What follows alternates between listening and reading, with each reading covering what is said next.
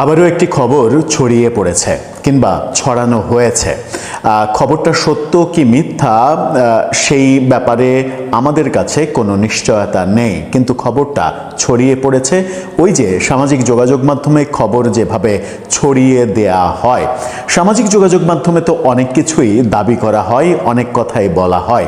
যেমন আমরা গতকালকে রাতে দেখেছিলাম যে বুয়েটে ছাত্রলীগ ট্যাগ দিয়ে পাভেল নামের যে ছেলেকে পিটিয়েছিল ছাত্রশক্তি সহ এনসিপির নেতারা, বৈষম্যবিরোধী আন্দোলনের নেতারা, সেই ছাত্রশক্তির সাংগঠনিক সম্পাদক সাইফুল্লাহর বাড়ির গোয়াল ঘরে যেখানে খড়ি রাখে সেখানে আগুন ধরেছে এবং গভীর রাতে ভোরবেলায় সাইফুল্লাহ একের পর এক ফেসবুকে পোস্ট দিচ্ছেন এবং কোনো ধরনের তথ্য প্রমাণ ছাড়াই তিনি বলছেন এটা আওয়ামী লীগ ছাত্রলীগের কাজ, আওয়ামী লীগ ছাত্রলীগ এই কাজটা করেছে।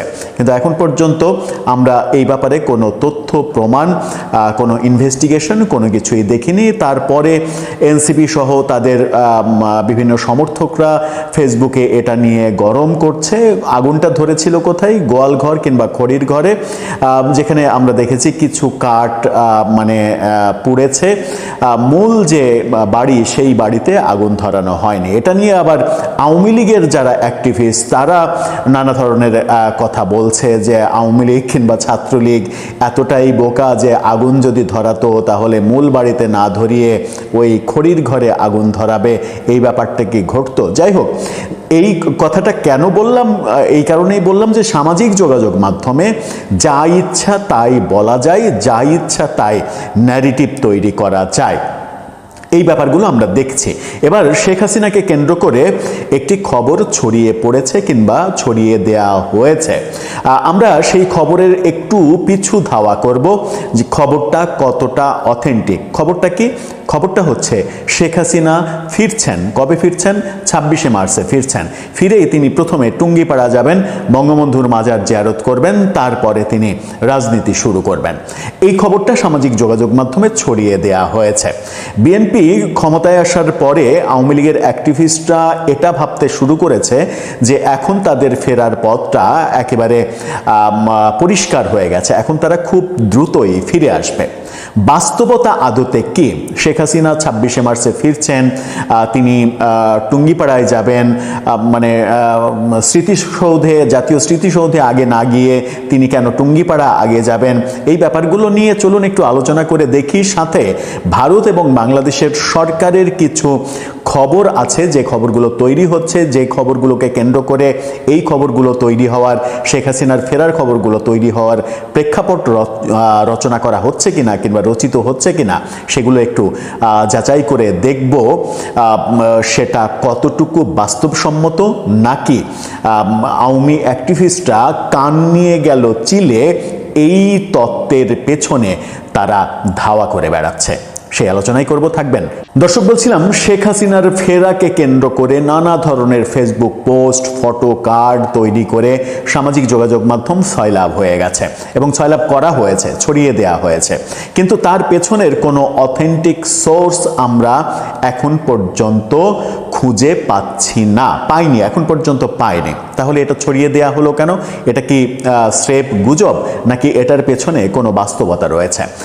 2-3 দিন আগে সাংবাদিক মোস্তফা ফিরোজ, যিনি বিএনপির ওয়েল উইশার হিসেবেই আমরা জানি, তিনি আওয়ামী লীগের রাজনীতিতে ফেরা এবং বিএনপি কেন তাদেরকে ফেরাবে এই ব্যাপারে অনেকগুলো কথা বলেছিলেন একটি টক শোতে। সেখানে তিনি বলেছিলেন যে বিএনপি তার নিজের স্বার্থে, নিজের রাজনীতি রক্ষার কারণেই আওয়ামী লীগকে ফেরাতে বাধ্য হবে। যদি না ফেরায় তাহলে জামাত বিএনপিকে গিলে খাবে। এখন হানিমুন পিরিয়ড রয়েছে, হানিমুন পিরিয়ড পার হলে, 1-2 বছর পার হলে জামাতকে মোকাবেলা করতে বিএনপি হিমশিম খেয়ে যাবে যদি মাঠে আওয়ামী লীগ না থাকে। এই বিশ্লেষণটা ব্যক্তিগতভাবে আমার খুব ভালো লেগেছিল। কিন্তু তার সঙ্গে শেখ হাসিনা 26শে মার্চে ফিরছেন, টুঙ্গিপাড়ায় যাবেন প্রথমে বঙ্গবন্ধুর কবর জিয়ারত করতে, এই খবরের মিলটা কোথায়? ভারতীয় কিছু কন্টেন্ট ক্রিয়েটর এই উস্কানিগুলো দেয়। ভারতীয় কিছু কন্টেন্ট ক্রিয়েটর, সবাই না, কিছু তো অথেন্টিক আছে, কিছু 2-4 জন কন্টেন্ট ক্রিয়েটর যেটা করেন সেটা হচ্ছে যে তাদের ভিডিওতে ভিউ হওয়ার জন্য প্রতিনিয়ত এই শেখ হাসিনা আসছেন, 16ই মার্চ আসবেন, 26শে মার্চে আসবেন, শেখ হাসিনা ফিরেই টুঙ্গিপাড়ায় যাবেন, এই ব্যাপারগুলো, এই চটকদার ব্যাপারগুলো তারা ওখান থেকে মানে ছুঁড়ে মারে। এবং ওখান থেকে ছুঁড়ে মারার পরে আওয়ামী লীগের এক শ্রেণীর ভক্ত রয়েছে যারা মনে করে যে ওরে বাপরে, ভারত থেকে বলছে তার মানে তো এটা সত্য, যেহেতু শেখ হাসিনা ভারতে অবস্থান করছেন সুতরাং সেটা সত্যই হবে। আর ভারতীয় সাংবাদিক পরিচয়ে যখন কোনো কন্টেন্ট কেউ ক্রিয়েট করবে এবং তার চ্যানেলে বেশ লক্ষাধিক মানে ফলোয়ার থাকবে, তখন সেটা অনেকের কাছেই বিশ্বাসযোগ্য হয়। এর মাঝে গত 1.5 বছরে অনেক আওয়ামী লীগের কর্মীর সঙ্গে ব্যক্তিগতভাবে আমি কথা বলেছি। কথা বলে তাদের কাছ থেকে কিছু মজার তথ্য পেয়েছি। তথ্যগুলো কি, যে ওই ভারতীয় কন্টেন্ট ক্রিয়েটর, আমি কারো নাম মেনশন করে তাকে ছোট করতে চাই না, ওই স্পেসিফিক 2-1 ভারতের কন্টেন্ট ক্রিয়েটর, তাদের ওই কথাগুলো আওয়ামী লীগের যারা মানে সামাজিক যোগাযোগ মাধ্যম ব্যবহার করে, ইউটিউব ফেসবুক ব্যবহার করে, একটু বয়স্ক, এই ধরেন 40, 50, 60 বছর বয়স, মানে একটা প্রজন্মের আগের প্রজন্ম, তারা এগুলো গোগ্রাসে গেলে সব থেকে বেশি। ইয়াং জেনারেশন অতটা গেলে না, কিন্তু ওই যে মধ্যবয়স্ক যে জেনারেশনটা, সেই জেনারেশনটা খুব গোগ্রাসে গেলে। একজন ছাত্রলীগের কর্মীর সঙ্গে কথা হচ্ছিল, উত্তরবঙ্গের একজন ছাত্রলীগ কর্মী, তিনি বলছিলেন যে তার বাবা প্রতি রাতে ওই মানে ব্যক্তির কিংবা ওই ব্যক্তিদের কন্টেন্ট না শুনে তিনি ঘুমাতে যান না। ওখান থেকেই সম্ভবত তৈরি হয়েছে এই ব্যাপারগুলো। আমারও চোখে পড়েছে ভারতীয় কন্টেন্ট ক্রিয়েটরদের এই বক্তব্যগুলো মানে তারা দিচ্ছেন, এরকম চোখে পড়েছে যে 16ই মার্চ শেখ হাসিনা ফিরছেন, 26শে মার্চ শেখ হাসিনা ফিরছেন, এই ব্যাপারগুলো। এখন ব্যাপার হচ্ছে যে কোথা থেকে এই খবরগুলো উৎপাদন হচ্ছে। খবরগুলো কি পুরোটাই মিথ্যা, নাকি এটা কোনো সূত্র থেকে ধরে উৎপাদন করার একটা স্কোপ তারা পাচ্ছেন? হ্যাঁ, কিছু সূত্র রয়েছে। সূত্রগুলো বিশ্লেষণ করে তারা মনে করছেন যে এরকম ঘটনা খুব দ্রুত ঘটতে পারে। সূত্রগুলো কি? সূত্রগুলো হচ্ছে, সম্প্রতি লন্ডনে জয়শঙ্করের সঙ্গে, ভারতের পররাষ্ট্রমন্ত্রী জয়শঙ্করের সঙ্গে আমাদের পররাষ্ট্রমন্ত্রী ডক্টর খলিলের বৈঠক হয়েছে। সেই বৈঠককে কেন্দ্র করে অনেক কথা উৎপাদন করা হয়েছে, যে সেই বৈঠকে শেখ হাসিনার ফেরা নিয়ে আলোচনা হয়েছে, আওয়ামী লীগের ফেরা নিয়ে আলোচনা হয়েছে। একটি ছবি সামাজিক যোগাযোগ মাধ্যমে খুবই ছড়িয়ে পড়েছে, সেটা হচ্ছে যে বাংলাদেশে নিযুক্ত ভারতের রাষ্ট্রদূত প্রণয় ভার্মার সঙ্গে আমাদের পররাষ্ট্রমন্ত্রী ডক্টর খলিল খুবই হাস্যোজ্জ্বল পরিবেশে কথা বলছেন, এরকম একটা স্টিল ছবি সামাজিক যোগাযোগ মাধ্যমে ছড়িয়ে পড়েছে। এবং সেটাকে কেন্দ্র করেও আলোচনা হচ্ছে যে প্রণয় ভার্মার সঙ্গে শেখ হাসিনার ফেরা নিয়ে আলোচনা অনেকখানি এগিয়েছে। বাস্তবতাটা কি? বাস্তবতাটা হচ্ছে যে সংসদের প্রথম 30 কার্যদিবস যদি আপনি ধরেন, তাহলে সেটা 2 মাসে হয়তো 30 কার্যদিবস হবে। আমারও একটা প্রথম ধারণা ছিল যে 30 দিন কিংবা 30 কার্যদিবস, এর মাঝে একটু কনফিউশন আছে কিনা। মূল সত্যটা হচ্ছে যে প্রথম 30 কার্যদিবসের মধ্যে প্রফেসর ইউনূসের সকল আইন কানুন কিংবা কালা কানুন, সেগুলো যদি সংসদে বৈধতা না পায়, তাহলে সেগুলো অটোমেটিক বাতিল হয়ে যাবে। আওয়ামী লীগের উপরে নিষেধাজ্ঞাও তেমন একটা, যদি সংসদ সেটাকে অ্যাপ্রুভ না করে তাহলে সেটা অটোমেটিকলি বাতিল হয়ে যাবে। তখন আওয়ামী লীগের রাজনীতিতে ফেরার প্রসঙ্গ আসবে। আওয়ামী লীগের রাজনীতিতে ফেরার প্রসঙ্গটাই আসলো না এখন পর্যন্ত। কিন্তু যদি আমরা আমরা বলতে যারা অতি উৎসাহী হয়ে এই স্বপ্নগুলো দেখছেন কিংবা ছড়িয়ে দিচ্ছেন, শেখ হাসিনা 26শে মার্চে ফিরছেন, 16ই মার্চে ফিরছেন, এবং কিছু কন্টেন্ট ক্রিয়েটারের কথাগুলো গোগ্রাসে গিলছেন, আবার মানে আমাদের মতো যারা রয়েছেন যে নিরপেক্ষভাবে কথা বলার কিংবা বিশ্লেষণ করার চেষ্টা করেন, তাদের কথা হয়তো অনেকের পছন্দ হয় না, কারণ তাদেরকে তুষ্ট করতে পারে না এই কথাগুলো। স্বপ্ন আমি যদি কাউকে মিথ্যা স্বপ্ন দেখিয়ে তাকে স্বপ্নের রাজ্যে নিয়ে যাই, তাহলে তো সেটা খুব সহজ। মিথ্যা স্বপ্ন মানুষকে দেখানো খুব সহজ, কিন্তু সেই বিশ্লেষণ যদি করা যায় যার সঙ্গে বাস্তবতার কোনো মিল নেই, তাহলে সেই বিশ্লেষণ আপনি 1000 বছর ধরে শুনে কি লাভ হবে? সেই কারণেই শেখ হাসিনার ফেরা এর 26শে মার্চে ফিরছেন কিংবা 16ই মার্চে ফিরছেন, যখন আপনারা 14 তারিখে বসে থেকে এই ভিডিও দেখছেন, তখন 16 তারিখে শেখ হাসিনা ফিরছেন, এটা যদি একজন পাগলকেও আপনি বলেন, সে কি বিশ্বাস করবে? উত্তর হচ্ছে বিশ্বাস করবে না। কিন্তু আমরা মানে দেখছি কাউকে কাউকে বিশ্বাস করতে এবং এই তথ্যগুলো গণমাধ্যম সামাজিক যোগাযোগ মাধ্যমে ছড়িয়ে দিতে। তাতে করে যেটা হচ্ছে সেটা হচ্ছে যে কিছু একেবারেই মানে ভোলা ভালা আওয়ামী লীগের সমর্থক যারা রয়েছেন তারা অযথা স্বপ্নের জগতে প্রবেশ করছেন। তারা চায়ের স্টলে এটা নিয়ে আলোচনায় মত্ত হচ্ছেন যে এই বুঝি আসলো, এই বুঝি আসলো। আমাদের প্ল্যাটফর্মেও বহুজন মেসেজ পাঠান, কমেন্ট করেন, বিশেষ করে মেসেজ পাঠান, মেসেজ পাঠিয়ে জানতে চান যে ভাই আওয়ামী লীগের রাজনীতি সম্পর্কে বলেন, শেখ হাসিনা আমাদের নেত্রী কবে আসবে বলেন, আমরা কবে রাজনীতি করতে পারবো বলেন।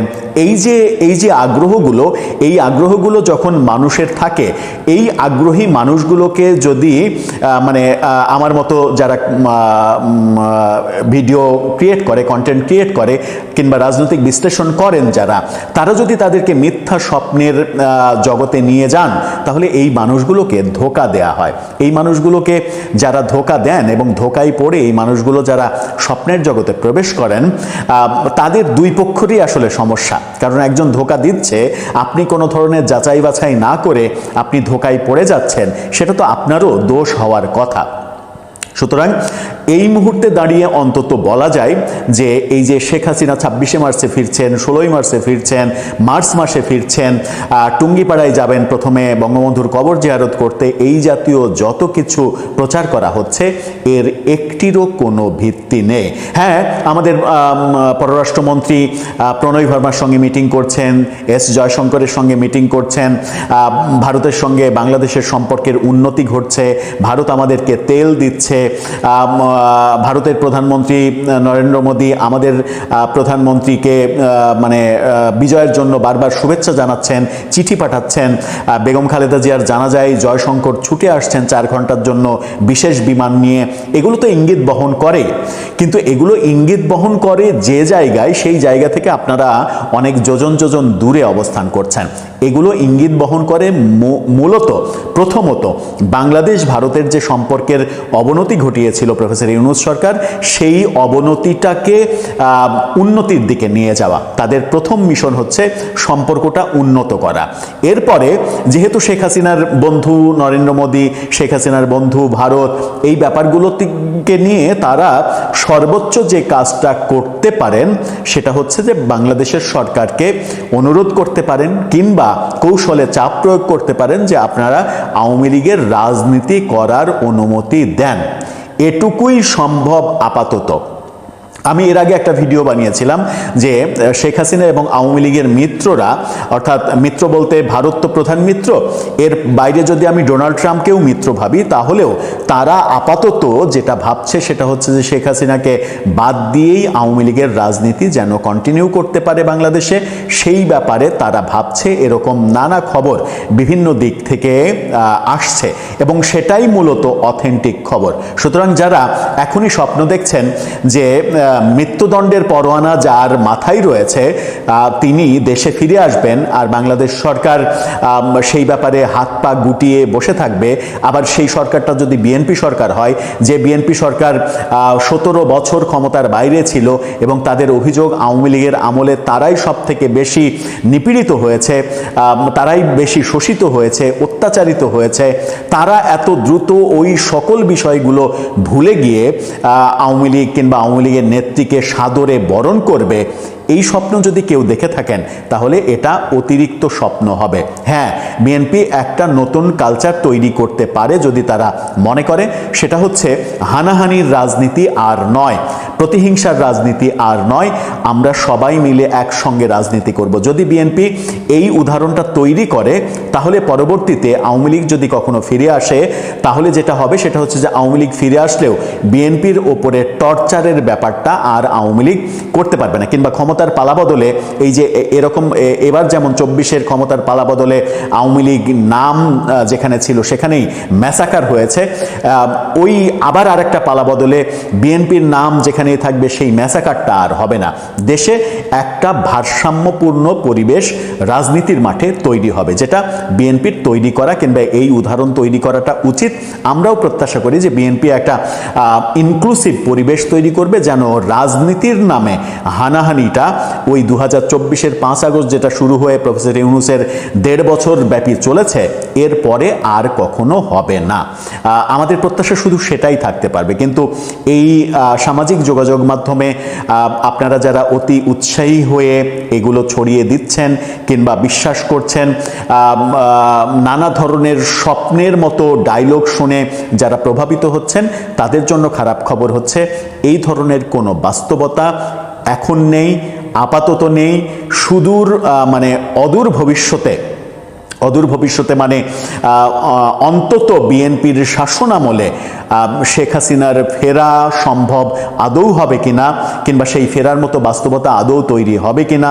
কারণ মৃত্যুদণ্ডের পরোয়ানা রয়েছে, তাকে মৃত্যুদণ্ডের পরোয়ানা ফেস করতে হলে এসে আদালতে আপিল করতে হলেও আদালতে আত্মসমর্পণ করতে হবে, তাকে গ্রেপ্তার হতে হবে, গ্রেপ্তার হয়ে তারপরে আপিল করতে হবে। এই যে আইনি জটিলতাগুলো আছে, সেই জটিলতা থেকে মুক্তি পাওয়া এত সহজ ব্যাপার হবে না। দর্শক, অনেকেই এই পর্যালোচনায় বিশ্লেষণে হয়তো অখুশি হবেন, কিন্তু আমাদের কাজ কাউকে খুশি করা না। আমাদের কাজ সঠিক তথ্য উপাত্ত যতটুকু থাকে ততটুকু নিয়ে বিশ্লেষণ করা এবং যেটা সত্যিকার অর্থেই বাস্তবতা, সেই বাস্তবতাটা তুলে ধরা। আসসালামু আলাইকুম দর্শক, ওসমান হাদির হত্যাকাণ্ড নিয়ে তো একটা বড় রহস্য দেখা দিয়েছে। এটা অফিসিয়াল তদন্তে পুলিশকে কোর্ট করে বলার মতো আমাদের কোনো সিচুয়েশন আসেনি, কিন্তু মানুষের মনে তো এটা আমাদের সন্দেহ তৈরি হয়েছে যে কে ওসমান হাদিকে হত্যা করলো। আওয়ামী লীগের খেয়ে কাজ নাই, আওয়ামী লীগ এই কাজ করবে না, করার কোনো প্রয়োজনও নাই, এতে কোনো কিছু তার উদ্ধারও হতো না। আচ্ছা, দ্বিতীয়ত হলো বিএনপির আরো কোনোই দরকার নেই। বিএনপি এই দায় নিয়ে ক্ষমতায় আসা কোনো প্রয়োজন ছিল? কোনো প্রয়োজন ছিল না। ফলে বিএনপি এটা করে নাই, আওয়ামী লীগ করে নাই, বিএনপি করে নাই। ইন্ডিয়ার আরো কত কত পলিসি ছিল। ইন্ডিয়াতে পারলে বেশ সেনাবাহিনী ঠেলায় দেয় বাংলাদেশের দিকে, এরকম একটা অনেকের মধ্যে তৈরি হয়েছিল না যে ইন্ডিয়া কি আর্মি মুভ করাবে, এই টাইপের কোনো বিষয় আসে। তো তাহলে ইন্ডিয়া করেনি তো ওই ধরনের কোন কুকাণ্ড করতো, সেইটাও করেনি তো ওসমান হাদিরে কে মারতে হবে? এখন তাদের ভেতর থেকেই জুমার অ্যাটিটিউড নিয়ে অনেকের সন্দেহ, জুমা ব্যাখ্যা দিচ্ছে। আবার ওসমান হাদির হত্যাকাণ্ডে যারা অভিযুক্ত দুইজন কিলার, যে দুইটা, তারা ভারতে ধরা পড়ার পরে এই বাংলাদেশে এতদিন যারা খুব লম্ফজম্প করছে ওসমান হাদির হত্যাকাণ্ডের বিচার নিয়ে, এদের রিয়াকশন একেবারেই পরিমিত। কেউ কেউ এই রিয়াকশন দিয়েছে যে দেখেন এর আবার জজমিয়া বানানো হয় কিনা, এর ধৈর্য না আমাদের নাম বলায় কিনা, বলেছে না? ফলে বাংলাদেশের মানুষের মধ্যে আরো গুঞ্জন, এই তাদের লোকজনই বলেছে ওসমান হাদিকে যারা মারাইছে তারা সবাই তার জানাজার প্রথম এবং দ্বিতীয় কাতারে ছিল। ওসমান হাদি নিজে তার জীবন দশায় যতদিন রাজনীতি করছে, সে চরম বিতর্কিত একটা মানুষ ছিল তার বক্তব্য এবং তার ভাষণের জন্য। আবার তার বাংলাদেশে তো এই টাইপের বক্তৃতার একটা গোষ্ঠী তৈরি হয়, সেই গোষ্ঠী তার সমর্থক গোষ্ঠী, বিশাল সমর্থক গোষ্ঠী তৈরি হয়েছে, এতে বলতে কোনো সন্দেহ নেই। এই সব মিলিয়ে একটা ধোয়াটে অবস্থা। একটা সবশেষ খবর দেখলাম, সেটা আবারও জুলকারনাইন সাহেব, তিনি এটা তার ফেসবুকে তিনি প্রকাশ করেছেন। তিনি বলছেন যে ওই যে ওসমান হাদির হত্যার পর যে দুই ছেলে পালিয়ে গেল ভারতে, এদেরকে পালাতে সাহায্য করেছিল ফিলিপ সেনাল নামে এক গারো যুবক বা হাজম যুবক একজন, সেই ময়মনসিংহের ধোবাউড়ার সীমান্ত এলাকার। সেই ফিলিপ সেনালও তার কথা জানাজানি হওয়ার সাথে সাথে সেও ইন্ডিয়ায় পালায় গেছিল। সেই ফিলিপ সেনালকে ইন্ডিয়ার পুলিশ গ্রেফতার করেছে, এই জুলকারনাইন সাহেব জানাচ্ছেন। এই সময়ে ভারত একটা খুব সাবধানী প্রতিক্রিয়া জানিয়েছে ওসমান হাদির এই যে দুই কিলারকে ভারতে ধরা হয়েছে জানিয়ে খুব হুলস্থুল বাংলাদেশের পত্রিকায়, এই দুজনকে ফেরত দেওয়া হবে কি হবে না। কেন ভারত এই সাবধানী প্রতিক্রিয়া জানালো এবং এই সাবধানী প্রতিক্রিয়ার মেসেজটা কি? এই ওসমান হাদি হত্যাকাণ্ডে অভিযুক্ত যে দুই ছেলে ভারতে গ্রেফতার হয়েছে, আনতে কি তাহলে দীর্ঘ কোনো সময় লাগবে? কূটনৈতিক তৎপরতা কি অনেক লম্বা চেইনের বিষয়? এমনিতেই স্বাভাবিকভাবে এইসব হত্যাকাণ্ড বা অপরাধী দুই দেশের যে চুক্তি আছে অপরাধীদের আদান প্রদানের, সেটার জন্য কিন্তু আমাদের সামনে একটা সুস্পষ্ট প্রমাণ আছে, সেটা হলো আপনার সেই ভারতের বিচ্ছিন্নতাবাদী সংগঠন উলফার অনুপ চেটিয়া। আওয়ামী লীগের সঙ্গে ভারতের কি পরিমাণ সম্পর্ক ছিল আওয়ামী লীগ ক্ষমতা থাকার সময়ে, তারপরেও অনুপ চেটিয়াকে বাংলাদেশ ভারতের হাতে তুলে দিতে 3 বছর সময় লাগছিল। 3 বছরের কূটনৈতিক প্রক্রিয়া শেষ হওয়ার পরে অনুপ চেটিয়াকে ভারতের হাতে তুলে দেওয়া হয়েছিল। এবার ভারতের দিক থেকে কোনো লোক আনতে হলে সেই কি 3 বছরের হিসাব? 3 বছরের জল তো অনেক দূর গড়ানোর কথা। কেন আমরা এই প্রশ্ন তুলছি একটু দেখেন। ভারতের পশ্চিমবঙ্গে গ্রেফতার হয় ইনকিলাব মঞ্চের আহ্বায়ক শহীদ শরীফ ওসমান বিন হাদি হত্যা মামলার প্রধান আসামি ফয়সাল করিম মাসুদ ও তার সহযোগী আলমগীর হোসেনকে ফিরিয়ে আনতে দিল্লির সঙ্গে যোগাযোগ করেছে ভারত।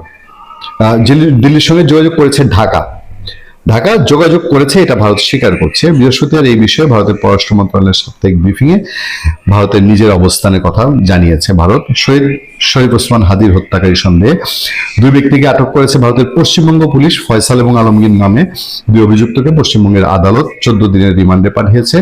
তাদের ফিরিয়ে আনার জন্য বাংলাদেশ সরকার ভারতের সঙ্গে যোগাযোগ করেছে। মূল বক্তব্যটায় আসছি।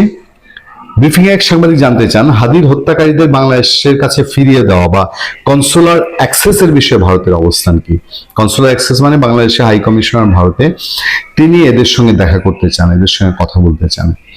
এই গুরুত্বপূর্ণ প্রশ্নে যে হাদি হত্যাকারীদের বাংলাদেশে ফিরিয়ে দেওয়া এবং কনসুলার অ্যাক্সেস, এই বিষয়ে ভারতের পররাষ্ট্রমন্ত্রী মুখপাত্র রণদীপ জয়সওয়াল দেখেন কত সাবধানে সে একটা বক্তৃতা দিচ্ছে। সে বলছে, বক্তব্য রেখেছে, মন্তব্য করেছে, পশ্চিমবঙ্গ পুলিশ একটা সংবাদ বিজ্ঞপ্তি প্রকাশ করেছে। বিষয়টি আইন শৃঙ্খলা রক্ষাকারী বাহিনীর একটি চলমান তদন্তের সঙ্গে সংশ্লিষ্ট, তাই এ বিষয়ে আমার কোনো মন্তব্য করা সমীচীন হবে না। তার মানে ভারতের পররাষ্ট্র মন্ত্রণালয়ের মুখপাত্র বিষয়টা কিন্তু এড়িয়ে গেলেন, এবং এড়িয়ে যাওয়া মানে তিনি সরাসরি বলতে পারলেন না যে হ্যাঁ ঢাকা যোগাযোগ করেছে, আমরা এই প্রক্রিয়ায় আছি, এই প্রক্রিয়া এটাকে ফেরত দেওয়া হবে, বা এই প্রক্রিয়া ফেরত দেওয়ার সিস্টেম আছে, এটা দিতে এতদিন লাগতে পারে, এটা আমরা এইভাবে দিব, এই ধরনের কিন্তু কোনো উত্তরে তিনি না গিয়ে তিনি পশ্চিমবঙ্গ পুলিশের বিবৃতিতে ফিরিয়ে দেয়া না দেওয়ার কিন্তু প্রসঙ্গ নয়। তাহলে কি ভারতে তার আইনি প্রক্রিয়া যেটা, ধরেন ভারতে সে তো বিনা পাসপোর্টে ঢুকেছে, বিনা ভিসায় ঢুকেছে, তাহলে অবৈধ অনুপ্রবেশের জন্য তার বিরুদ্ধে মামলা হবে, সেগুলো রায় হবে, সেগুলো তার বাস্তবায়ন হবে। এইসব প্রক্রিয়ার মধ্যে ওসমান হাদির ফিরে আসার, ওসমান হাদির হত্যাকারীদের ফেরানোর বিষয়টি জড়িয়ে যাবে কিনা আমরা ঠিক বুঝতে পারছি না। বাংলাদেশ সরকার তারা নিশ্চয়ই এখন তাদের বক্তব্য একটাই, তারা বলছে যে হ্যাঁ আমরা দিল্লির সঙ্গে যোগাযোগ করেছি, মানে পুরো বিষয়টাই দিল্লির রেসপন্সের উপরে। ফলে তারেক রহমান সরকার যেই কৃতিত্বটা নিতে পারে যে বাংলাদেশের গোয়েন্দা সংস্থার তথ্যের ভিত্তিতে ভারত এই 2 মার্ডারকে অ্যারেস্ট করেছে, বাট ফিরিয়ে আনার ব্যাপারে বাংলাদেশ সরকার স্পেশাল কোনো ড্রাইভ থাকবে কিনা সময় নিশ্চয়ই বলে দিবে। ভালো থাকবেন, সুস্থ থাকবেন। আপনার সাথে আমি আতিক রহমান, পূর্ণিয়া।